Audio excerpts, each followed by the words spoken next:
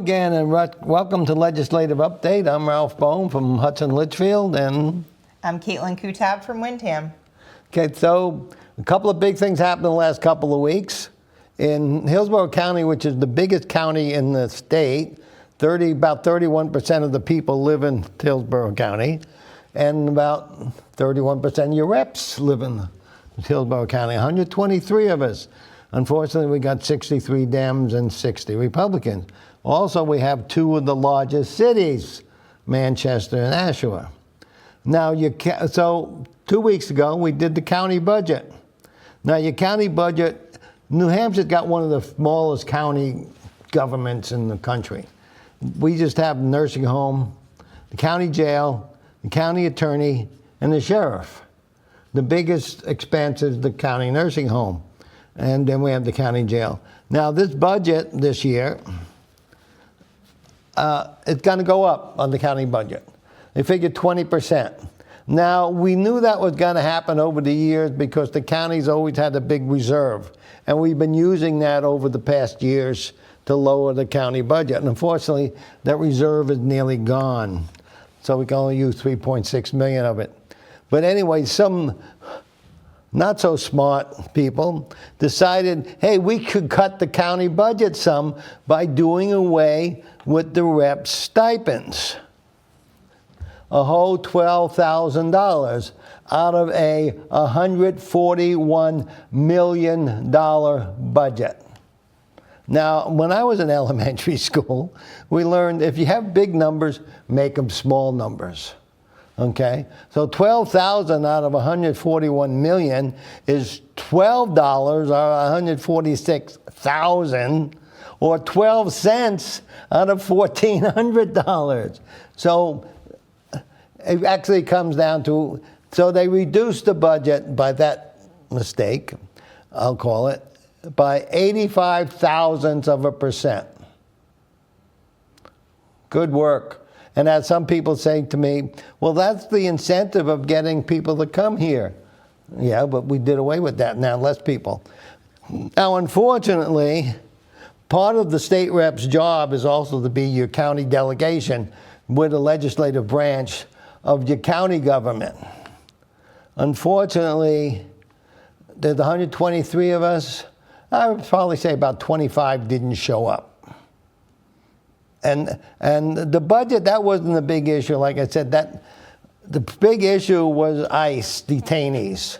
Now, part of the budget, which was a revenue and an expense, so they balanced each other out, so there was no increase in taxes, was if we arrested somebody, the state police, county sheriff, or your local police, and they were in the county jail, ICE would see that, hey, put a detainer on them, we want them. Okay, he's wanted for this, that. That person now belongs to the federal government. They're paying for their upkeep. So that's the revenue.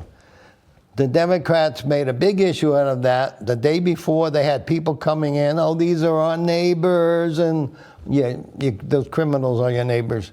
But anyway, so they took it out of the budget. So now we can't hold ICE detainees. I understand Rockingham did the opposite. Yeah, You're going to make some money. We did pass our budget with the ICE detainees in there, and I think it was another party line vote where the Republicans were voting for it and the Democrats did not want to vote for it. So, but we have in Rockingham County more Republicans than Democrats. I know, right? So it wasn't an issue there. Although I don't think we get a stipend at all.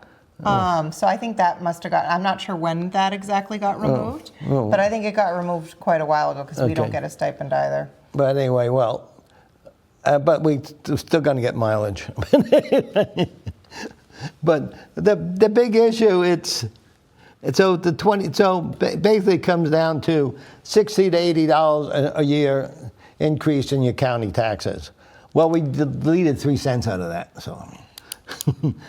Anyway, now on to the state budget, which we did last week. Anyway, it passed. One thing good about the state budget is state inspections go away January 31st. No more state inspections.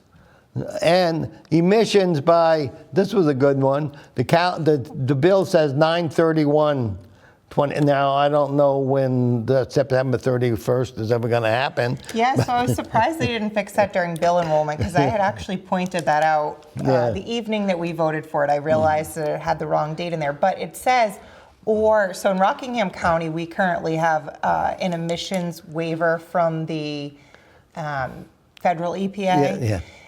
To make us not have to pay some other sort of cost for the environment. And so what it says is, until we basically get this waiver to not end up having to pay this other fee, you have to do the emissions or September 31st, whichever comes first. So I guess maybe this waiver will come first. Yeah, I think it is what I've heard. And I think this was really put in by some people that didn't want to go away, because 36 other states do not have inspections. So I think this was mainly put in to, hey, let's keep it a little bit so we can satisfy the auto dealers and stuff that want to keep it.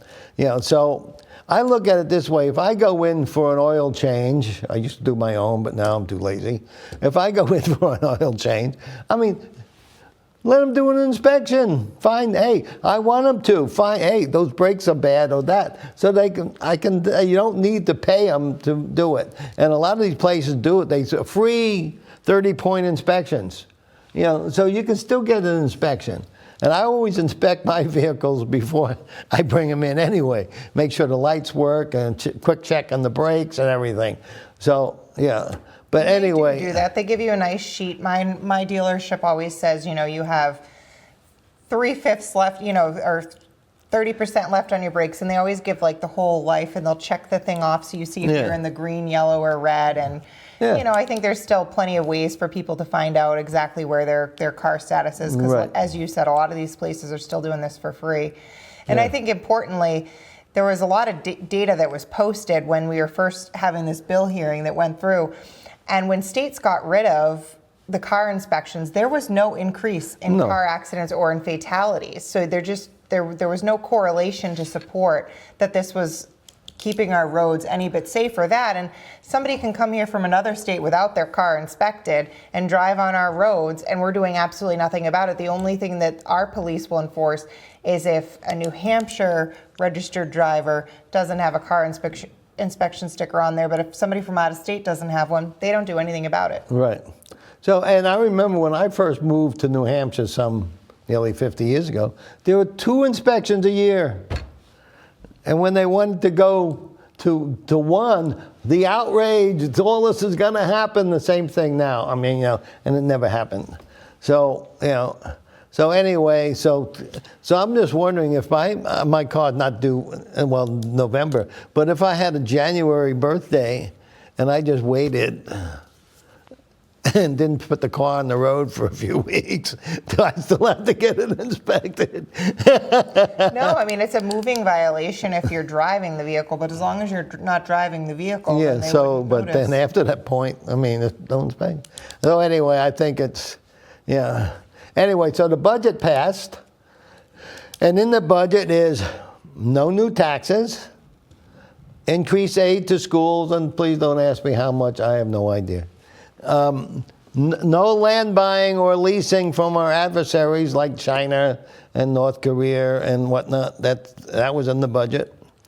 Maternal aid for EMS training in rural communities, which is a good thing. Also, prohibition of DEI.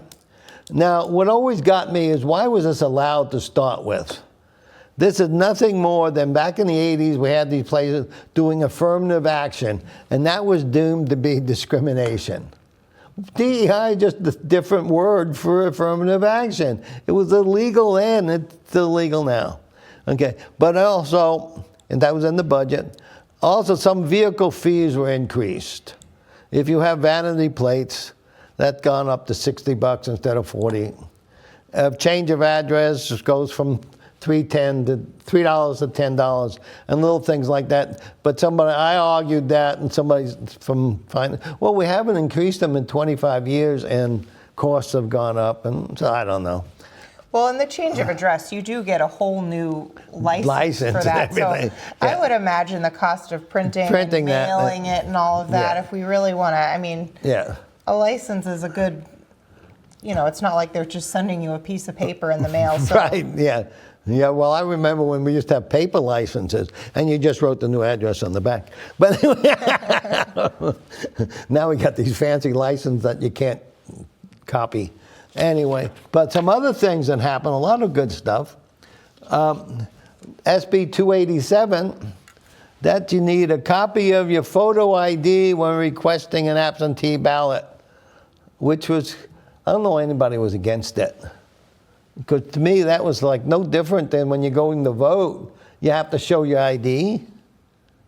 I agree with you. Things should be the same. If you have to do something when you show up to vote, then you should do it when you vote by mail, because otherwise it just incentivizes somebody to vote the other way. If they know, hey, I don't have my license, I lost it, so I'm just going to vote absentee, so then I don't have to show my license, because if I show up there on election day, Right. I'm going to have to show it. And it's just, I don't know. I think Yeah. if you have to do it when you show up, then you should have to do it. And there's really no reason not to be able to now with all the technology. Even if you don't have your own printer, you can easily take a picture from your phone and you can print it out at Staples if you don't have your own home Right. printer. And if you don't have a phone, you can even just copy it Yeah. at Staples and it'll Yeah. print out for free. So with all of these things around us these days, I feel like there's really no reason why somebody wouldn't be able to do it even if they don't have the Right. technology at home. Stop at a store real quick. Right, yeah. So, I mean, but then people don't have any IDs, then they can't do anything. I mean, that's what gets me. Well, people that don't have any IDs, how can they vote? Well, wait a minute. You need an ID for everything. Exactly. If you show up at the bank to take out some money, you got to show your ID. If you Even go to an yeah. airport, even if you go to a train station now, actually the bus station as well. If you take good. the bus station, the Manchester Express, Right, the Boston down Express, into Logan Airport, you have to show your ID just to get on the bus. So. Yeah. Well, that's good, yeah. And so, come on, folks. Anyway, do some good ones. HB 377 and HB 712, they both passed 202 to 161 and 191 and 163. No transgender medical procedures for minors. And this is the two bills. One, I mean, the Supreme Court already validated Tennessee's law for the same thing. So this is constitutional. We're talking about minors. I mean, and I remember meeting a young lady some years ago. I can't think of her first name now. Chloe Cole. Cole. And that when she was 12, she said, I wanted to be a boy. And her parents agreed. Anyway, so she went through, I think at 14, she had a double mastectomy, and all these other puberty blockers and hormone treatment and whatnot. Then she turns 18 and said, I made a mistake. No, your parents made the mistake. Your state made the mistake. She and others are suing in California because, of course, that's where it happened. So, I mean, and I know some people that had a boy and a girl and both wanted to be the opposite, and the parents said to them, when you're 18, make your own decision when you're 18, not doing anything now, which is, kids change their minds. I mean, I umpired girls softball for a number of years, and I've watched the girls change from tomboys to little princesses overnight type thing. I mean, come on. Nobody knows what they want while they're kids. But I remember parents coming in, my 4-year-old is really a girl, not a boy. Hello? I mean, So anyway, also SB 14, that was the close one. That had to go through 3 votes. Once it failed, we'll go in a minute, and then they took it off, reconsidered it, and that passed, and then passed by 3 votes. This is 185 to 182 was the votes. This is for fentanyl penalties, but which nobody had a problem with it. The other problem was the mushroom. But it wasn't legalizing the mushrooms, to be fair. It was just making the first offense of a small quantity, 3/4 of an ounce or less, a misdemeanor instead of a Right. felony, which still carries a penalty of up to a year in jail Right. and up to a $2,000 fine. So it wasn't really a get out of jail free card at all, because you No. could still go to jail for a year. But when that got over to the Senate, do you know what happened? They tabled it. That was the one bill that didn't pass the Senate that day. So it had a big up down thing. This was also one that during the committee of conference, there was a meeting and it failed, the first meeting. Right. And then the second meeting went in and it passed. They came up with a committee of conference report. So it's been the bill that was dead and then alive and then dead again. Yeah, my thing on it, I was leery about it because of the sponsor of the mushroom thing. I remember a few years ago, he came in with a bill to also legalize LSD. I mean, hello? No, we have these people that everything should be legal. Anyway, so. Well, and there was also an argument that there was a New Hampshire Supreme Court case, the Mack case, where it was basically used for religious purposes. Oh. I guess the Native Americans use yeah. it for religious purposes, and so you couldn't be prosecuted for that. So you wonder, either way, is somebody just going to say that it was their religious purpose? Well, oh, yeah, and everything could be. And there were only, over the last 20 years, the state police said that there was less than 6 arrests for the shrooms. The last 20 years, less than 6 arrests. So it's happening right. Yeah, so it's not, infrequently. It's like, well, fentanyl is clearly a huge issue right, on the fentanyl streets. is a big problem, yeah. I mean, a little tiny, and you can die from it. But I know people that are on pain that get fentanyl patches. One of our reps in the State House have it. But I mean, but they are. Also, but selling it, okay, HB 273, 201 to 165. Also, I want to mention something here. 300, that makes it 366 people that were there out of 400. Now there's some that resigned and time. So where were the other 30 people? And that goes into my big thing I've said over the years. You remember the old saying, if you can't do the time, don't do the crime? My big thing that I've been saying for years, if you can't do the time, don't run for office.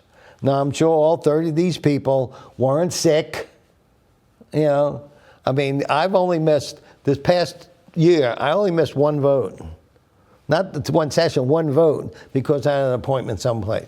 But that's it.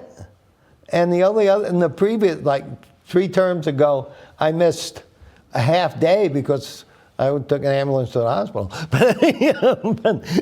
But the thing is, it's, come on. If you want to run for office, be at your county meetings and the State House. That's your job. Yeah, I was vacationing up in Old Orchard Beach, Maine, and I drove down to be there for it. And if you remember, one of our budget trailer bill, HB2, it only passed by 1 vote. And actually, the speaker had voted to break the tie. So it was a tie vote. So if anybody hadn't shown up, it wouldn't have passed. So it was very important that the people that were there were there. Yeah, I mean, I didn't put the countdown on that one. Yeah, that one was a 1 vote, one vote margin. And then the first time when HB1 had failed, it was 180 to 185 that it had failed by. And then the next time it passed by 185 to 180. Oh, and HB2 had passed 184 to 183. To 183. So it was So one vote. So HB1, which is initially it lost by 1 vote, then reconsidered by 5 votes, and then it passed by 5 votes. And then HB2, which is the budget, passed by 1 vote. Mainly because they also did a fix to what the governor was against. So they did a fix. We voted on that before that. And so that's why it eventually passed. Because some of us were going to vote no. Anyway, so they're very close votes, and you need to be there, people. If you can't make it because maybe your work requirements, then don't run. Other people, Anyway, HB 273. 201 to 165, parents' access to minor child's library records. Now, that was an argument because some people said, well, you got to be on your child's library card, not in some places. So anyway. Well, and that came through my committee, actually. I don't know why, but it came through the Judiciary Committee. Yeah. And there were some safeguards on there. So what it said was, if the child's address matched the address on the parent's license, then the parents could check it. So that was their safeguard of sometimes there are DV situations or abuse situations where one child lives with one parent and not the other, and that they wouldn't want the other parent. The other parent may not have access to any of their other records, their medical records or whatnot, due to a court order. And so they wouldn't be able to get it because their address doesn't match. So it would have to be the parent where the address matched on the account in order for them to access the records. So there was that safeguard on there. And unfortunately, because it's libraries, some argued, well, either parent should be able to do it, but there's just no way for libraries to be able to verify in a custody agreement and whatnot. So that was the only safeguard way of doing it. And hopefully there's a good enough co-parenting relationship where if the address doesn't match one parent, the parent where it does match, they'll be able to help them get the records. So I feel like that one had a lot more controversy associated with it for kind of some unknown reasons. Because I don't know about you, but there's been many times that my kiddos would come home and they'd be like, hey, I need to return this school library book. And they'd have a printout of it with a picture on the book, and we'd be going searching, and it would be so helpful to find the book because you'd know what the book looked like. Right. Oh, yeah. I mean, the little kids, they can be really unreliable, and you've got to be searching around the house. It's so much easier to know which book you're looking for because, of course, they've got 200 of their own books. Right. Oh, yeah, yeah. I mean, my granddaughter was the same way. Okay. So, also, HB 71, 204 to 163, schools cannot be used to shelter illegal aliens.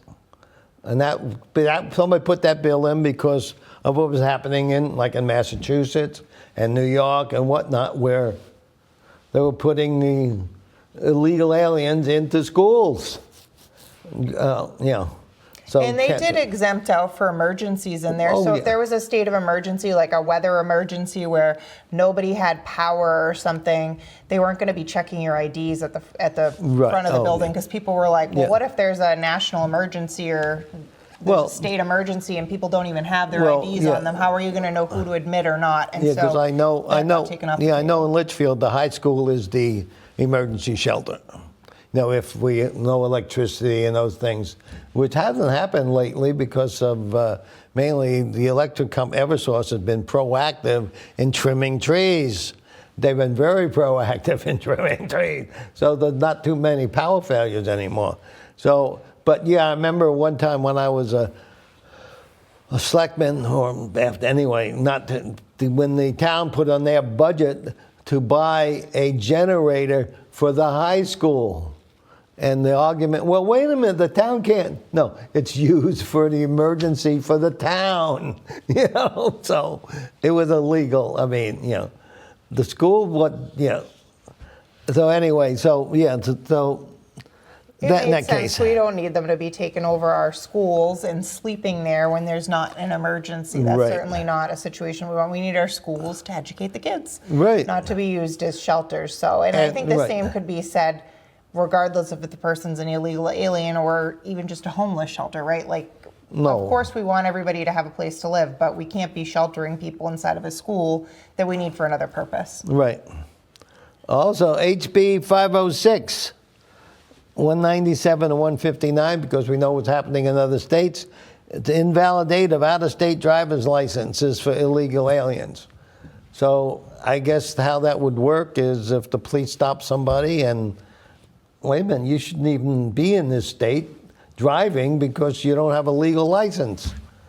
Well, it's from Massachusetts, but it's not legal in New Hampshire because you're not a citizen or have a green card. I thought that was for if you went to get a New Hampshire license. Yeah, right, you couldn't. That they wouldn't accept your old Massachusetts license if the person was basically an illegal alien. They would say, okay, we're not accepting that to give you a New Hampshire license because you need to provide us XYZ documentation. I also know I don't know, was this law another one where we so if you have a green card, your driver's license was only going to be as good as your green card. So in other words, if you overstayed your visa, yeah, so sorry, your driver's license expired, yeah, that thing. So that was good. Okay, SB 97, that passed 207 to 163, intra-district school transfers, and I don't know why this was a big problem. In other words, if I live in Hudson and there's multiple, I think, middle schools, I can go from middle school to middle school. You know, fine. They inter-district, that sort of died somewhere, didn't it? Yeah, so this one was literally just if you lived in the same town, Right. and So it doesn't affect Wyndham, it doesn't affect Hudson. It does affect Hudson. It doesn't affect Litchfield. Manchester it affects. There's 3 different high schools even. Nashua, there's 2 different high schools. But I understand in Nashua, they go back and forth between the high schools anyway, so I don't know. well, they have different programs between the 2 different high schools. Yeah. So there's CTE programs at one and whatnot. I So know. sometimes they go back and forth. But Yeah. I think the biggest place where it'll matter is elementary schools. Right. Yeah, if you have multiple. Yeah, but one thing that did pass, though, this was the last time we covered it, was with the CTE. If you go into a CTE and you can maybe go to another course at that school rather than going back to yours. So that was sort of a little intro. Okay. Also a good one, HB 557. So now if you get your school district ballot next year, guess what's got to be on it? Your average cost per pupil must be printed on the ballot. So in other words, on the budget thing you vote on, it's got to, but it's the previous year because, yeah, but it's still, how much we paying for? Now I'm just going to figure out how they're going to do the average cost, but I don't like the way the state says to do it because you can deduct this. What I've always done is, how many kids we have, what's the budget, and I divide it. That's my average cost per student, not this phony thing they come up with. So also, we complain about our taxes in New Hampshire. So I want to show you something. So let's bring this up. Okay. There's our tax burden by state in 2024. Okay.